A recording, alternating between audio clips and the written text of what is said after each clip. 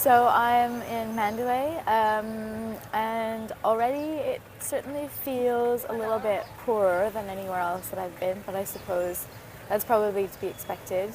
Um, I arrived Monday afternoon and pretty much went straight to Mandalay Hill because you can go up to the top and kind of watch the sunset, which I heard was beautiful.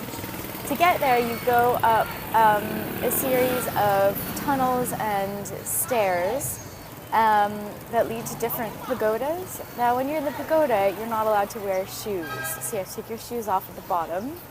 And what I didn't know is that there's a part when you have to walk on the road, and so there were signs that said, like, don't carry your shoes. So when I got to the top, there was this monk walking by, and he was like, where are your shoes? And I was like, the sign said, don't bring your shoes. And he was like, well, that's dumb. You should have really brought your shoes. And I was like, well, I can't go back in now. And there are a lot of monks that go to the top of the hill for sunset because they know that there will be a lot of tourists there. And they want to go and practice their English and stuff like that. And they're all like quite nice and really chatty. So like that particular monk, when we were walking up the road, he was like, this is a kind of meditation, walking barefoot on the ground, because you're just thinking about where your steps are going to go.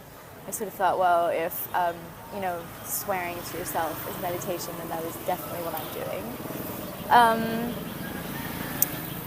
But I think that it was worth it because it really was quite spectacular.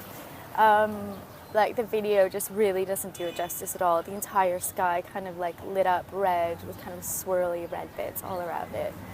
It was pretty amazing. And that monk he told me that he'd been a monk for 19 years. And he chatted to me about like government and democracy and federalism. And he told me about the corruption that was happening and like genocide of Christians and Muslims, particularly in the Rakhine state, and he used the word genocide.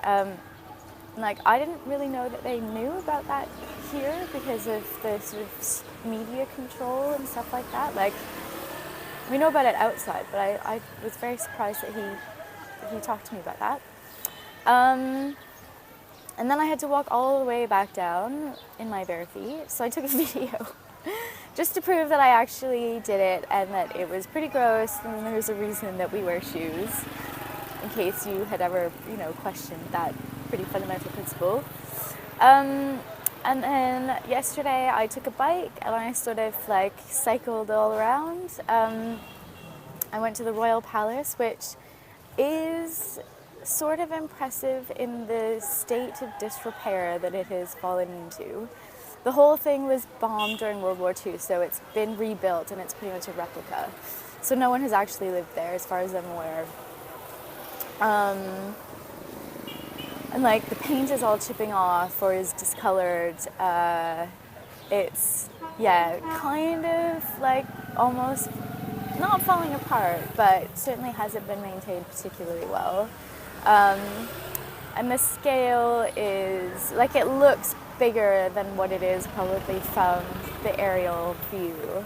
Like, it's much smaller than, like, Hue in Vietnam or anything like that. But what is quite impressive about it is that there's a moat, there's a wall that runs all the way around it, which is much, much bigger than the palace itself. And then there's a moat all the way around, and the moat is quite cool, and I feel that any palace isn't really a palace unless there's a moat. And I've been to just so many pagodas. One had like a giant Buddha in it. There's like another sort of series of pagodas. It's like a pagoda like playground or something. At night they all light up and they're all connected, and so yeah, I mean it's interesting, and it feels quite fun, even though it's like a place of worship. So that's kind of a different take on it. So far, the people have been just so lovely. They want to chat to you even if they don't really speak English. Everyone says hi, they wave. I suspect that the whole tourism thing is like still kind of novel, and so they don't have the kind of same feeling of like, oh, we're over this, that you get in some other places. So yeah, so far so good.